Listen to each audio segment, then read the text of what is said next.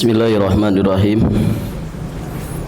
Assalamualaikum warahmatullahi wabarakatuh. Innal hamdalillah usolli wa usallimu ala Rasulillah Muhammad ibn Abdullah wa ala alihi wa ashabihi wa mawalah. Asyhadu an la ilaha illallah wahdahu rabbi la syarikalah wa asyhadu anna Muhammadan abduhu wa rasuluh. Qala Allah ta'ala fi kitabihil karim,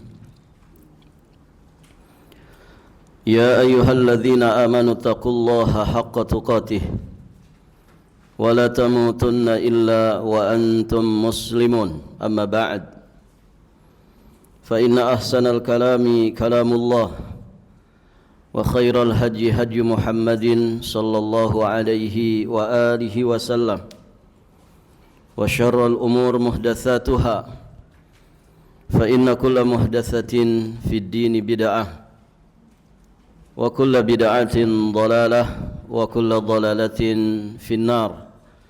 A'adzanillah wa iyyakum minal bid'ah wad dhalalat wa minan nar.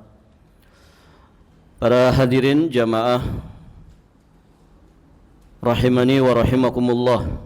Alhamdulillah, pada pagi hari menjelang siang ini kita dimudahkan Allah untuk kembali melanjutkan pembahasan tafsir surat Al-Mulk ayat yang ke-29 dan ayat ke-30.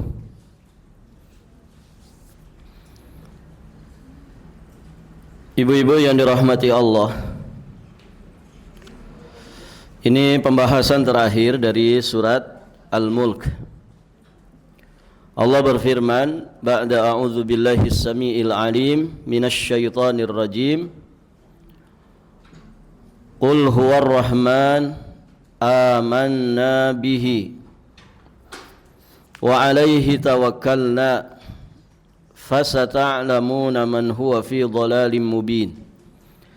Katakanlah, Dialah Allah yang Maha Penyayang, kami beriman kepadanya dan kepadanyalah kami bertawakal. Kelak kamu akan mengetahui siapakah dia yang berada dalam kesesatan yang nyata. Qul ara'aytum in asbaha ma'ukum ghaura faman ya'tikum bima'in ma'in. Katakanlah, terangkanlah kepadaku, jika sumber air kamu menjadi kering, maka siapakah yang akan mendatangkan air yang mengalir bagimu? Taib, ibu-ibu yang dirahmati Allah, di ayat ke-29 Allah Subhanahu wa ta'ala memerintahkan kepada Nabi Muhammad sallallahu alaihi wa alihi wasallam untuk mengatakan kepada orang-orang kafir Makkah tentang kondisinya dan kondisi para pengikutnya, di mana keadaan Nabi Muhammad beserta para pengikutnya yang beriman tentu berbeda jauh dengan kondisi para musuh Allah dan Rasulnya. Baik keadaan mereka terkait dengan lahir dan batinnya, keadaan mereka terkait dengan dunia dan agamanya, juga kondisi mereka di kehidupan akhirat jauh berbeda. Nah, di sini ibu-ibu yang dirahmati Allah, Nabi diperintah untuk menjelaskan kondisi diri beliau beserta para sahabat yang beriman.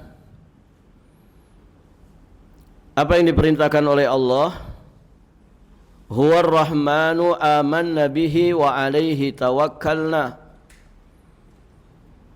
Nabi diperintah untuk menyatakan bahwasannya kami ini benar-benar beriman kepada Rabb yang Maha Pengasih. Dan kami benar-benar meyakini kekuasaan dan juga keagungannya, sehingga kami hanya bertawakal kepadanya, hanya memohon pertolongan kepadanya semata. Berarti keadaan Nabi Muhammad beserta orang-orang beriman yang mengikuti beliau, keadaan mereka adalah keadaan yang dipenuhi dengan nilai-nilai keimanan. Mereka juga adalah orang-orang yang benar-benar bertawakal, memasrahkan dan menyandarkan dirinya secara totalitas kepada Allah Azza wa Jalla. Taib, ibu-ibu yang dirahmati Allah. Jadi mereka beriman dan juga bertawakal. Ini sebagaimana juga disebutkan di ayat yang lainnya. Di surat Hud ayat 123. Allah Subhanahu wa taala berfirman, "Fa'budhu wa tawakkal 'alaih." Maka sembahlah Dia. Sembahlah Dia. Ini juga di dalamnya terkandung makna iman. Karena ibadah tidak akan manfaat kalau tidak didasari oleh iman. Orang munafik, maka ibadah mereka itu tidak manfaat. Kenapa? Karena tidak pakai iman. Maka fa'budhu, perintah ibadah ini sejatinya mengandung perintah untuk beriman kepada Allah. Wa tawakkal alaih, dan bertawakallah hanya kepadanya semata. Atau juga di ayat yang lain, iyyaka na'bud wa iyyaka nasta'in, hanya kepadamulah kami beribadah dan hanya kepadamulah kami memohon pertolongan. Dan ini penting. Iman tawakal atau iman atau ibadah dengan tawakal ini seringkali disandarkan ya di dalam Al-Qur'an.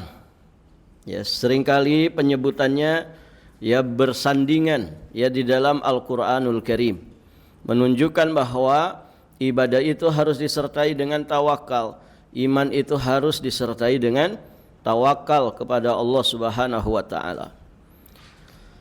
Nah, kondisi Nabi Muhammad dan para sahabatnya yang kemudian hidup kehidupan mereka dipenuhi dengan keimanan dan ketawakalan sejatinya merupakan kondisi yang mengharuskan mereka mendapatkan keberuntungan dan kebahagiaan. Maka orang-orang yang beribadah, beriman, bertawakal, meminta pertolongan hanya kepada Allah, Allah akan menjadi pencukup bagi diri mereka. Seperti di surat Al-Ahzab ayat yang ketiga, Allah Subhanahu wa taala berfirman, "Wa tawakkal 'ala Allah wa kafa billahi wakila." Dan bertawakallah kepada Allah dan cukuplah Allah itu sebagai wakil. Cukuplah Allah itu sebagai pemelihara. Taib, ibu-ibu yang dirahmati Allah. Dan orang-orang yang beribadah, bertawakal, beriman, bertawakal kepada Allah, maka sejatinya mereka orang-orang yang paling bahagia, paling tenang hidupnya. Barakallahu fikum. Taib, ibu-ibu yang dirahmati Allah. Kalau ada orang itu punya masalah, dia sedang berurusan, kemudian dia misalkan punya sandaran yang barakallahu fikum, sandarannya itu misalkan keluarga dekatnya yang mungkin punya pengaruh, omongannya didengar, begitu ya.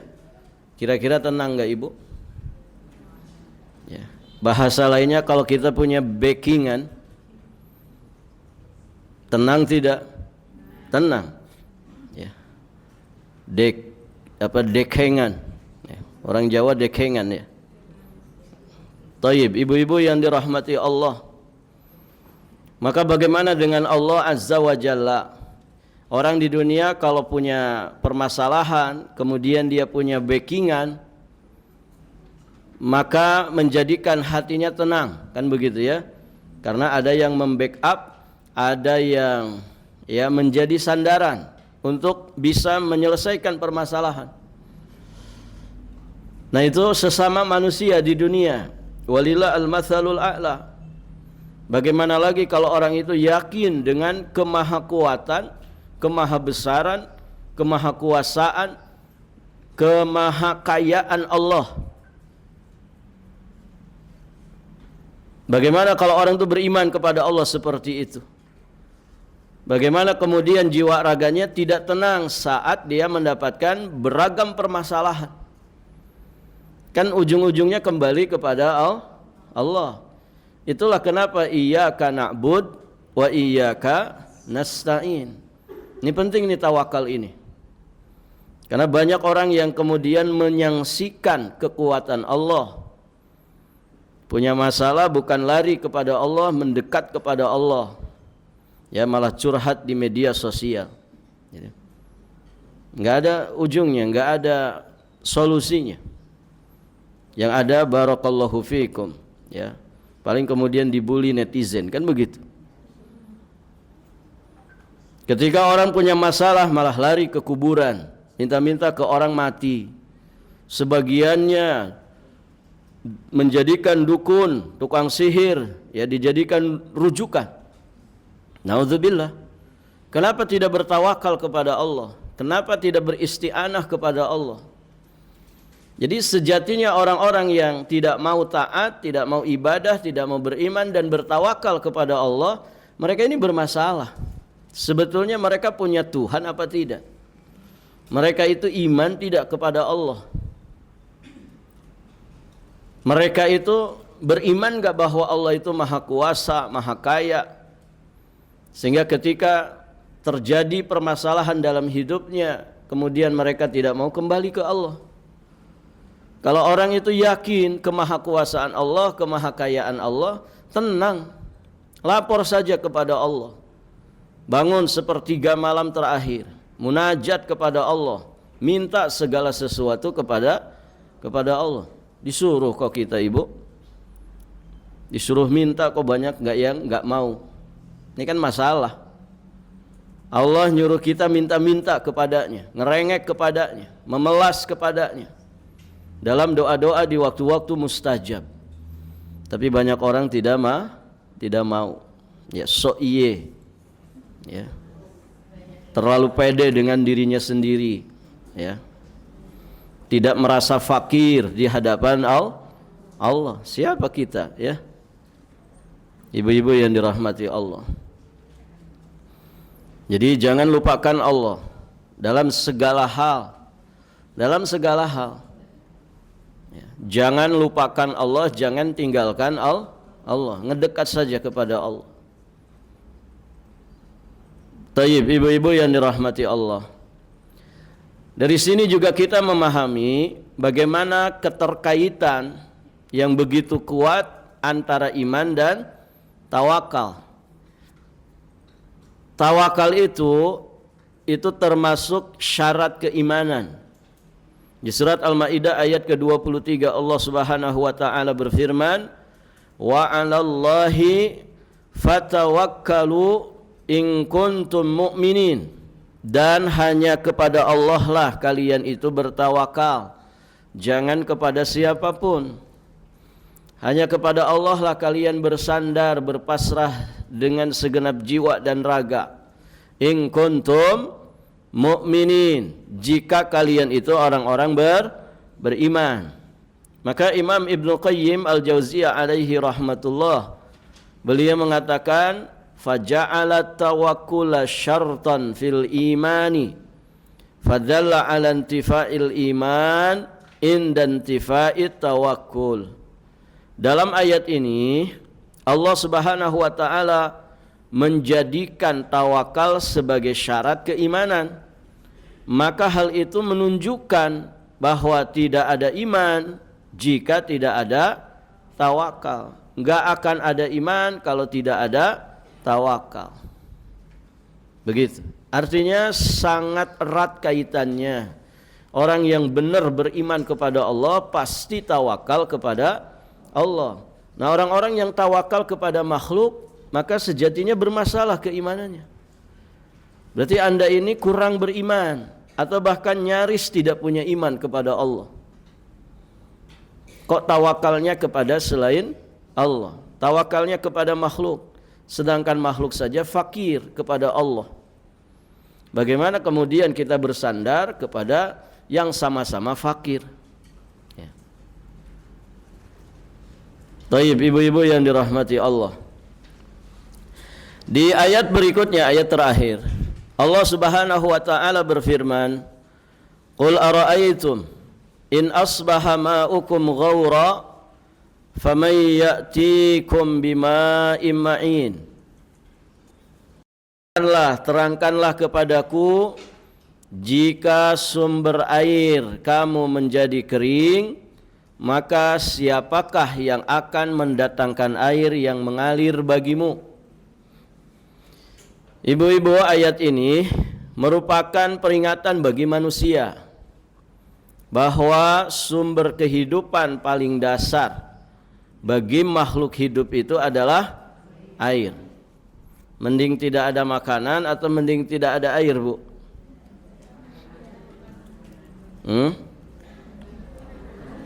Jangan dua-duanya ya. Tapi orang masih bisa bertahan tanpa makan mungkin sekian hari. Tapi orang tidak bisa bertahan lama tanpa air. Wong kita ini berasal dari air. Ibu dan saya kan semuanya dari air. Tubuh kita ini didominasi oleh air. Barakallahu fikum. Jadi sumber kehidupan paling dasar bagi manusia itu ya air. Dan itu ternyata sepenuhnya berada di bawah kendali dan kuasa Allah. Air itu. Jadi yang menganugerahkan, yang memberikan nikmat air ini siapa? Allah Azza wa Jalla, bukan PDAM. Ya. Allah Azza wa Jalla, bukan WTP juga. Yang memberikan air itu adalah Allah. Maka sejatinya air itu merupakan nikmat Allah yang wajib disyukuri. Jangan sampai kita kufur. Kenapa? Karena ini kuasanya Allah. Jika Allah berkehendak untuk menghilangkan air, tidak ada satu kekuatan pun yang bisa mengadakan air di muka bumi ini. Ya kan? Kalau Allah kemudian berkehendak kering itu sumber air, maka kering. Tidak akan ada air. Dan siapapun tidak bisa mendatangkan air. Manusia hanya bisa ikhtiar bagaimana caranya kemudian dia bisa mendapatkan air, menjaga kelestarian air. Cara jaganya bagaimana? Jangan babat hutan. Begitu kan? Barangkali suami ibu menteri kehutanan gitu ya. Ingetin, Bu, jangan babat hutan ya. Dulu hutan ketika tidak ada kementeriannya aman-aman saja tuh. Ya. Kenapa setelah ada manusia yang ngurus malah rusak? Ya kan? Barakallahu fikum. Jangan babat hutan. Kenapa? Karena itu rumahnya air. Sama saja kita ngerampas rumahnya. Ya jangan kaget kalau dia ikut nginap di rumah kita. Ya. Wong rumahnya kita babat. Ya. Ya kan? Maka perhatikan ini. Tanam pohon-pohonan. Ya supaya air itu terjaga. Kan satu pohon tuh nyimpan cadangan air berapa, Bu? Yang paling besar pohon apa? Yang paling besar nampung air, menahan air. Tidak salah beringin ya. Coba kalau ada mata air, biasanya di situ ada pohon beringin. Sama bambu. Ada suami istri ya, bertahun-tahun ibu, dia nanamin bambu sampai kemudian ada satu kawasan itu jadi hutan bambu. Itu curcor mata air di mana-mana. Masya Allah. Tanpa dibuat ya, otomatis itu keluar mata air yang segar. Ya. Beda dengan sumur bor kan, mata air itu. Kalau sumur bor ya kadang bau tagar, bekarat, begitu kan, bau besi. Tapi kalau mata air bersih enggak ibu? Bersih. Kalau mata air itu bersih, tidak berbau. Ada di lahan teman kami itu di kilo 8. Itu di kompleknya itu ada mata airnya. Di bawah pohon randu besar. Lihat, mesti ada pohon di situ. Dan itu jernih ibu. Kita cuci muka di situ nggak ada bau tagar, nggak ada bau besi. Dan itu kemarau pun tetap dia ngalir. Ya ditampung, dikasih bak 1,5 kali 1,5 gitu. Masya Allah. Dan di situ ada pohon besar, pohon randu besar. Nah artinya bagaimana ini pohon ini kemudian bisa menjadi penampung cadangan air.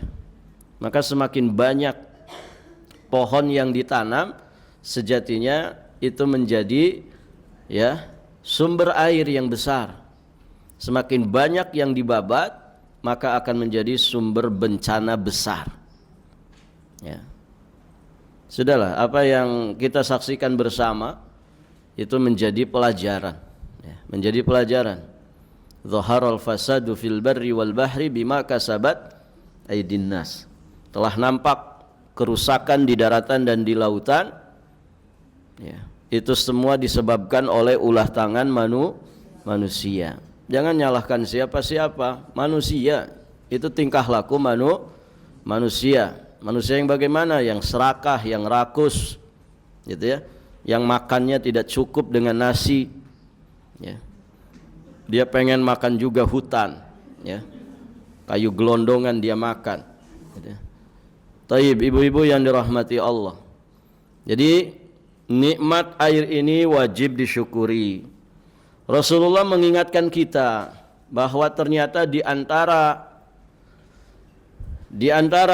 sesuatu yang nanti akan dihisab pertama kali dari seorang hamba itu adalah air.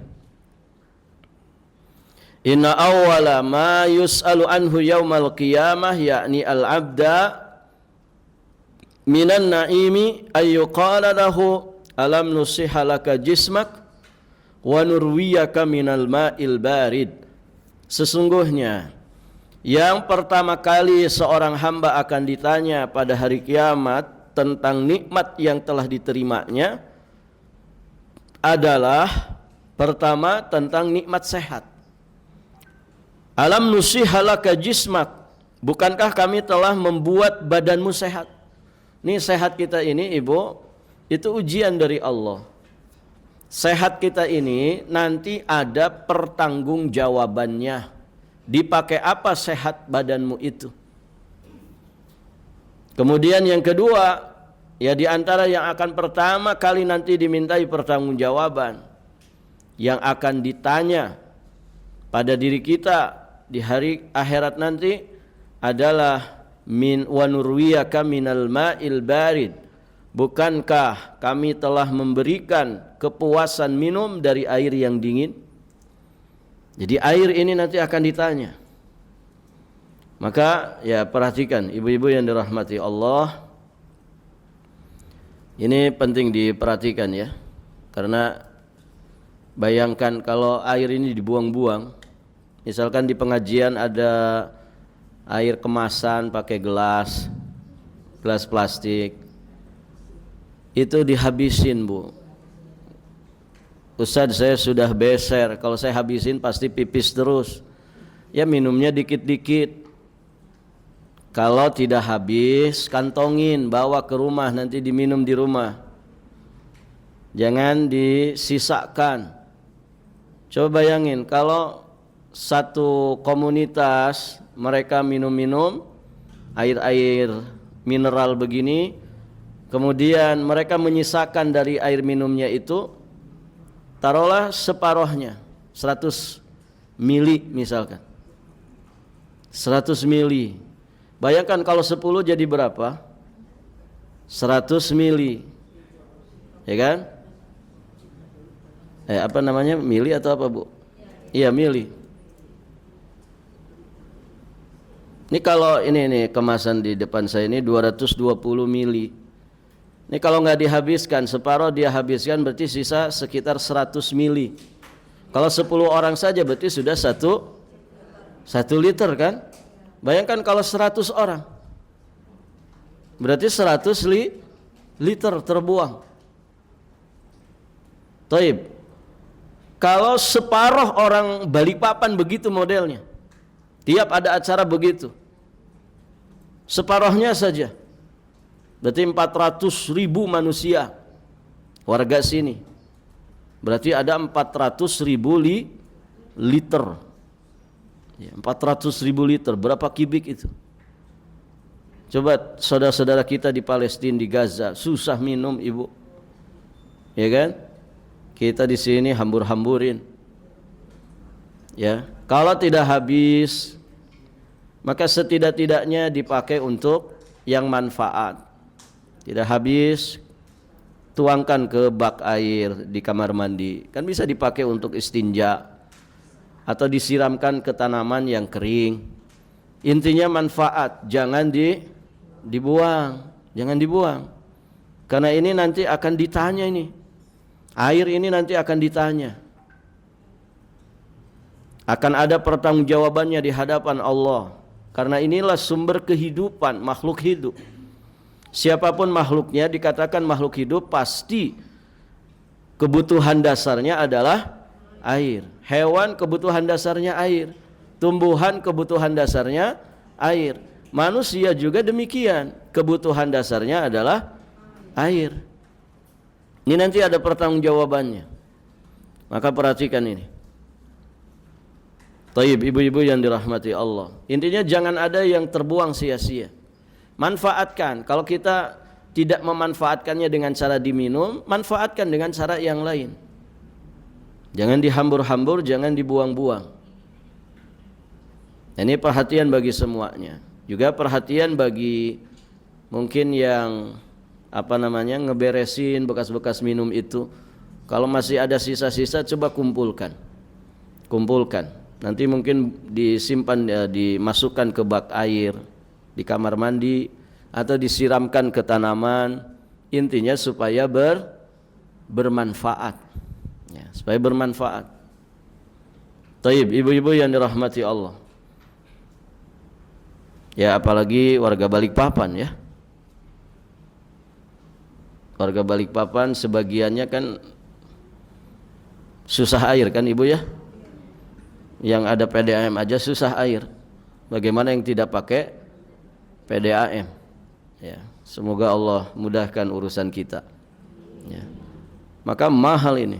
Air ini mahal. 1 tandon 100.000 gitu ya. Bayangkan kalau tiap hari beli 1 tandon, hanya untuk air saja di sini ini 3 juta. Ya. Luar biasa ibu. Kalau gaji UMR selesai sudah, ya. Mending pulang lagi ke Jawa gitu. Di Jawa tumpah-tumpah gitu. Taib, ibu-ibu yang dirahmati Allah. Maka perhatikan ini. Ini nikmat besar. Sebagian orang mungkin tidak merasakan ya sampai tumpah-tumpah itu tadi. Tapi orang-orang yang kemudian susah air itu merasakan banget. Merasakan banget itu. Jadi kalau punya tandon 5.000 liter, hujan deras, terisi semuanya, itu kayak dapat duit 500.000. Ya kan ibu? Kan 1.000 liternya 100.000. Kalau tandon ibu 5.500 full semuanya. Bagaimana kalau 6 terisi semua? Jutaan itu. Ya. Masih tidak bersyukur. Gitu. Mahal ini, air ini mahal. Ya. Barakallahu fikum. Nah, kita pun kalau dikasih keberlimpahan jangan pelit. Alhamdulillah di rumah saya berlimpah air. Jangan pelit, bagi-bagi. Kenapa? Karena sedekah yang paling afdol diantaranya adalah sedekah air. Nah, mensyukuri nikmat air yang nanti akan dipertanggungjawabkan, dimintai pertanggungjawaban di hadapan Allah, itu caranya dengan memanfaatkan air itu dengan sebaik-baiknya untuk menunjang ketaatan kita kepada Allah Subhanahu wa taala. Di antara bentuk ketaatan kita dengan nikmat air ini adalah bersedekah dengan air. Bersedekah dengan air. Oh, Masya Allah Ibu, sedekah air itu termasuk sedekah yang paling utama. Sahabat yang mulia yang bernama Sa'ad bin Ubadah radhiyallahu ta'ala anhu pernah bertanya, ya Rasulullah, sedekah apakah yang paling utama? Nabi SAW kemudian bersabda, sakyul ma, memberikan air. Nah, di sini diriwayatkan oleh Imam Ibnu Hibban, derajatnya hasan, dihasankan oleh Syekh Al-Albani. Jadi memberi air itu sedekah luar biasa, sedekah paling utama. Ada teman, Masya Allah Ibu, itu tiap menjelang Ramadan dia kirim masjid-masjid itu, ya, rata-rata 10 sampai 20 kardus air mineral kemasan, air mineral gelas itu. Satu masjid 20 karton. Nanti sebalik papan mungkin bisa 10 masjid dia isi. Masjid-masjid yang insya Allah menegakkan sunnah, ya. Itu rutin tiap mau Ramadan. Ini cerdas ini orang, ya. Dia mengambil sesuatu yang paling berpeluang besar mendapatkan limpahan pahala. Itulah sedekah paling utama, memberi air. Dan berlomba-lomba, air kan tidak mahal-mahal banget Ibu. Ini ada pengajian di sini misalkan, sudah drop ininya, air minumnya, sudah saya yang nanganin air minumnya. Paling berapa, 200.000 sudah berapa karton itu, ya. Jadi ibu-ibu yang belajar di sini kemudian meminum airnya, maka yang ngasih air itu dapat pahalanya. Yang ngasih air itu dapat pahalanya. Ibu kalau belajar haus kan Bu? Haus tidak? Ya. Haus kalau belajarnya sambil mikir, gitu. Berusaha mencerna pelajaran. Tapi kalau nggak mikir nggak haus insya Allah. Yang ada ngantuk aja, gitu.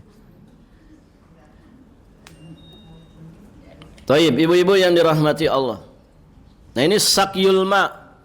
Jadi ternyata sedekah air itu sedekah yang paling utama. Nah, jika nikmat air ini tidak disyukuri, maka air segar yang kita rasakan di dunia ini tidak akan bisa kita nikmati lagi di kehidupan akhirat nanti. Karena orang yang disiksa di dalam neraka, dia nggak dapat air. Kalau dia haus dikasih air minum, nanah darah yang mendidih, yang ketika didekatkan ke wajahnya saja rontok semua daging dan kulit wajah. Bagaimana kalau sudah masuk tenggorokan? La yusminu wa la yugni min ju'. Ya, apa itu ayatnya? Taib, ibu-ibu yang dirahmati Allah. Maka nanti penduduk neraka mereka akan minta kepada penghuni surga supaya diberi air, supaya diberi sebagian rezeki yang Allah berikan kepada ahli surga. Allah sebutkan itu di surat Al-A'raf ayat yang ke-50. Di surat Al-A'raf ayat yang ke-50, Allah Subhanahu wa taala berfirman, apa kata Allah? Wa nada ashabun nari ashabal jannah an afidu alaina minal ma' aw mimma razaqakumullah qalu innallaha harramahuma 'alal kafirin. Nauzubillah. penghuni neraka berseru kepada penghuni surga, an afidhu alaina minal ma, tolong tuangkan kepada kami air. Tuangkan kepada kami air, karena mereka apa? Kehausan. Gimana tidak kehausan? Mereka disiksa oleh api. Disiksa dengan api. Ya. Kita sekalinya cuaca panas saja kan gampang haus. Apalagi ini di tengah-tengah siksaan api neraka. Tuangkanlah kepada kami air atau rezeki yang Allah berikan kepada kalian. Maka kemudian mereka berkata, innallaha harramahuma 'alal kafirin. Sesungguhnya Allah mengharamkan keduanya bagi orang-orang kafir. Kasihan ya.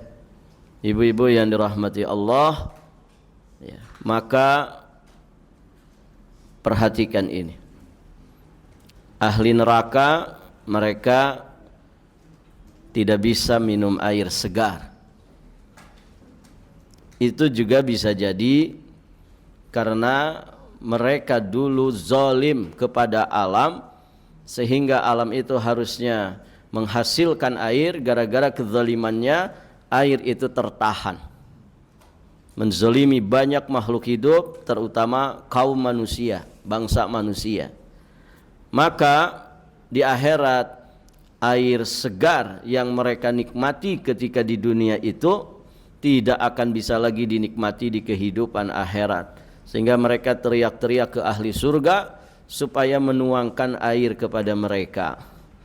Namun ahli surga menjawab bahwa itu semua diharamkan atas kalian ya. Apakah kemudian dikasih air mereka? Dikasih minum. Tapi minumnya itu tusqa min ainin aniyah.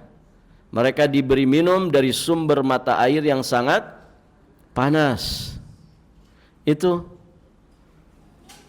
walaupun kemudian mereka akhirnya dikasih air, ya airnya dari sumber mata air yang sangat panas. Ya, di satu keterangan dikatakan berupa darah dan nanah yang mendidih. Na'udzubillah. Maka jangan kufuri nikmat air. Ya, supaya nanti di akhirat kita selamat ya dari terhalang mendapatkan air yang segar. Dan Masya Allah, surga itu di antara keindahannya, nikmat yang ada di dalamnya adalah air. Ya kan Ibu? Ada berapa sungai di sana itu? Ada yang pernah sana, Bu? Ada sungai madu, ada sungai susu, ada sungai arak, kemudian satu lagi ada sungai tawar. Oh, Masya Allah itu. Dan memang air ini luar biasa, menjadi daya tarik, menjadi sumber ketenangan. Makanya suara gemercik air itu kan termasuk terapi. Suara gemercik air itu bisa menenangkan pikiran ya. Makanya orang-orang di desa yang rumahnya di pinggir sungai begitu ya, bahkan pemandangannya langsung air terjun, kan viral itu ya di media sosial. Masya Allah, itu kehidupannya cenderung lebih tenang dibandingkan orang-orang kota. Begitu. Kalau begitu berarti kita ke desa aja ya Bu ya. Enggak juga, belum tentu juga tenang gitu ya. Segala sesuatunya disyukuri saja. Makanya kan ada ungkapan, kalau Anda suka hutan jangan punya rumah di hutan. Kalau Anda suka perkotaan jangan punya rumah di kota. Kalau Anda senang laut jangan punya rumah di pinggir laut. Kalau Anda senang sungai jangan punya rumah di dekat sungai. Kenapa? Karena kalau hari-hari dilihat, hari-hari di situ nanti tidak akan nikmat lagi. Ya tidak Ibu? Ibu pertama nikah dengan sekarang, kira-kira lebih cinta mana ke suami? Jujur saja Bu.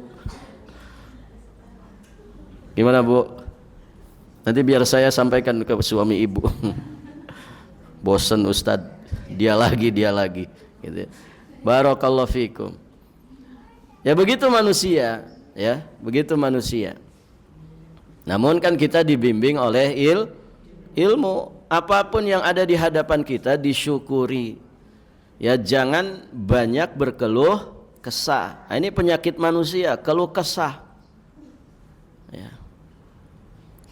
Manusia itu kebanyakannya keluh kesah.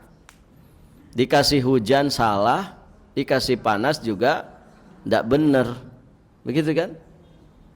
Kalau kata Nabi SAW di riwayat Imam At-Tabrani, inna ibna Adam in asabahu harrun qala his wa in asabahu bardun qala his. Begitu kata Nabi.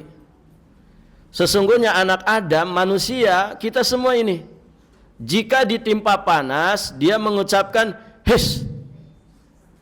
Ini ungkapan keluhan, semacam mengaduh. Panas lagi. Nah, begitu. Itu his. Ya. Wa in asabahu bardun, dan jika dia ditimpa dingin, ternyata sama. Dia mengucapkan his. Ya. Artinya serba salah.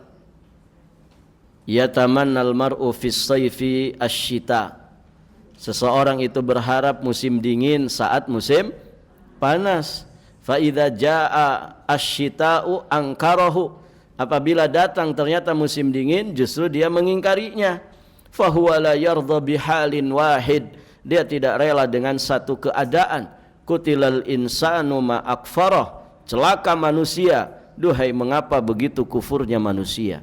Begitu di dalam bait-bait syair. Dikasih musim hujan salah, ngomel-ngomel. Hujan lagi, cucian tidak pernah kering, ya. Nanti dikasih panas, ngomel-ngomel lagi, panas lagi. Kapan hujannya? Sumu, haredang, begitu ya. Panas, gerah. Barakallahu fikum. Ya. Serba salah. Siapa itu, Bu? Manusia. Mudah-mudahan bukan kita, ya. Maka jangan banyak berkeluh kesah. Begini saja, yang enaknya disyukuri, yang kurang nyamannya disabari, sudah. Selesai, itu aja. Hidup itu kan begitu saja.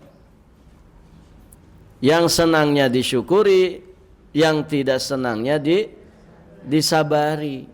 Ya kan? Ibu tidak senang sama suami, sabar saja. Dia bukan malaikat kok. Ya.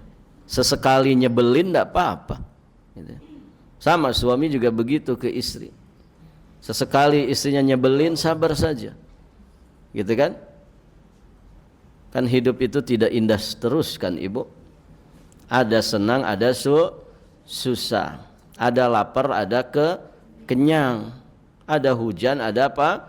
Panas. Ya begitu hidup, ya. Mau kayak apa tuh hidup itu? Kan hanya begitu saja hidup. Taib, ibu-ibu yang dirahmati Allah. Jadi banyakin syukur, perkuat kesabaran kita. Nah, itulah modal kehidupan. Taib, ibu-ibu yang dirahmati Allah. Alhamdulillah, surat Al-Muluk ini sudah selesai kita bahas. Semoga surat ini menjadi hujjah yang membela kita di hadapan Allah Subhanahu wa taala, dan kita berlindung kepada Allah jangan sampai Al-Qur'an yang kita pelajari justru menjadi bumerang bagi kita. Baik, ibu-ibu yang dirahmati Allah, alhamdulillah sudah selesai, berarti juz 29 selesai. Berapa tahun tuh, Bu? Terasa cepat, terasa lama? Tergantung suasana, ya. Taib. Saya juga nggak ngitung berapa lama kita belajar. Ya sebentar saja, kan cuman seminggu sekali. Seminggu sekalinya 1 jam lagi kan. Jadi kalau 24 pertemuan berarti berapa bulan? 6 bulan kan.